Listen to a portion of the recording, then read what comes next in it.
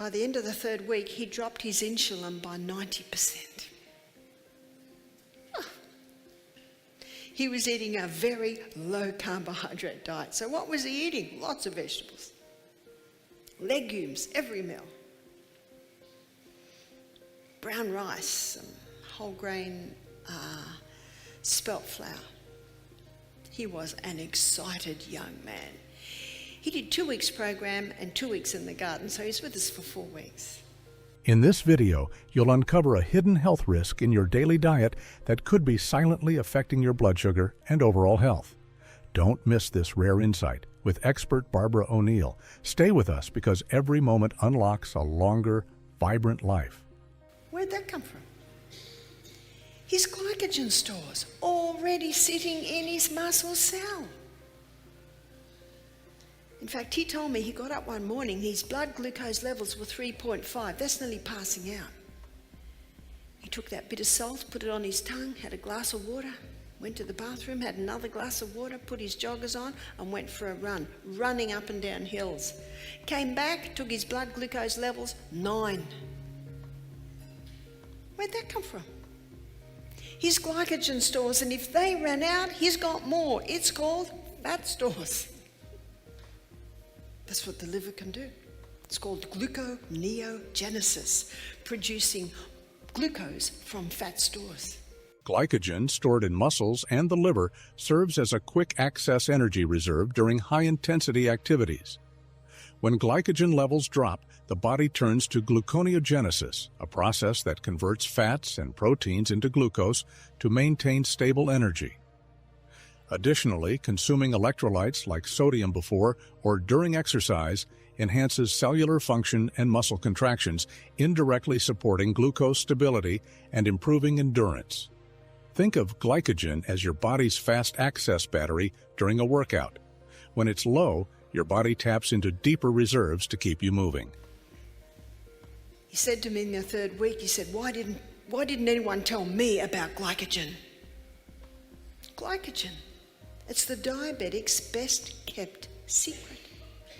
Notice what releases it, making sure you're well hydrated, exercising. By the end of the 3rd week, he dropped his insulin by 90%. He was eating a very low carbohydrate diet. So what was he eating? Lots of vegetables. Legumes, every meal. Brown rice, whole grain spelt flour. He was an excited young man.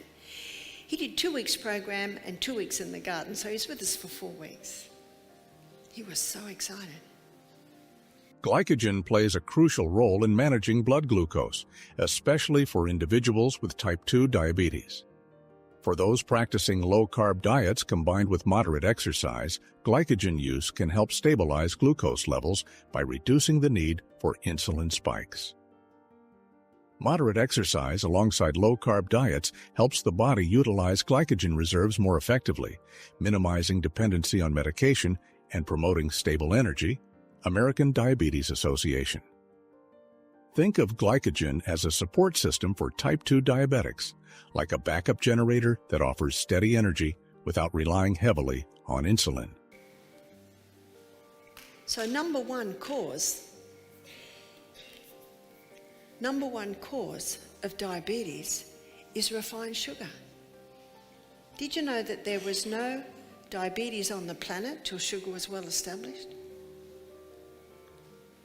But something else has come along, and you will find that most of these foods are made out of it. It's the hybridized wheat. The hybridized wheat, how could that be? In the 1950s, wheat went through intensive crossbreeding. You see, they wanted to produce a plant with a high yield of grain to help with the starvation crisis in Africa, in India, in Mexico. And they they created one. Hybridized wheat contains more easily digestible starches, which often lead to higher glycemic spikes than ancient grains. Faster digestion and absorption of these starches contribute to elevated blood sugar and may increase diabetes risk. Ancient wheat varieties like einkorn and emmer tend to rank lower on the glycemic index, promoting slower, more stable blood glucose responses. Choosing ancient grains over refined wheat can act as a slow-release energy source, helping you avoid that midday energy crash. Now, this plant only grows that high. When I was a little girl and you went out west, the wheat was that high. It's not that high anymore. It's only this high. It has to be this high, because if it stayed that high before the heavy yield was ripe, the stalk broke. So they had to create one that only grew about 2 foot with a thick stem to hold the heavy yield of grain.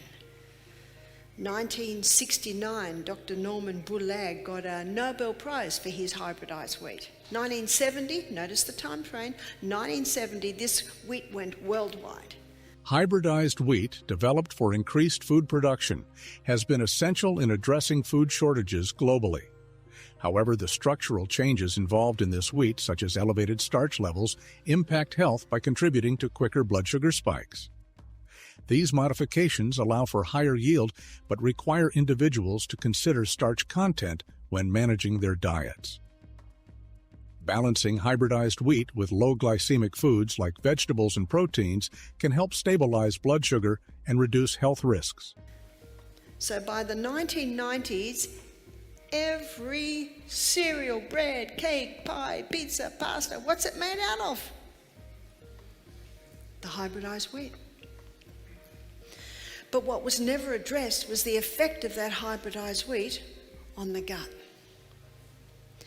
So what I want to show you now is what it did to the starch. That's where it's particularly pertinent in the area of diabetes.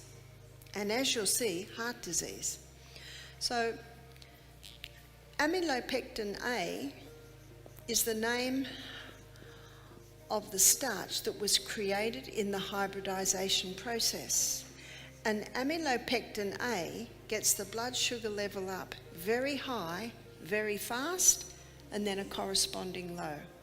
Amylopectin A, a type of starch in hybridized wheat, is quickly absorbed, resulting in rapid spikes in blood sugar.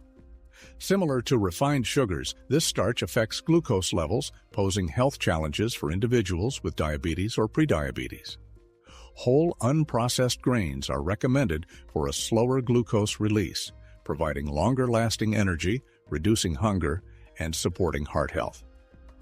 Think of amylopectin A as a quick-burning fuel, like starting a fire with paper. It burns fast and bright, but fades quickly, leaving you hungry again. Your presence here is so important, and I'm grateful for every minute you invest in your health. Subscribe to the channel, and if you've made it to the end, comment. I'm committed to my longevity. Let's keep evolving together on this vibrant journey toward better health.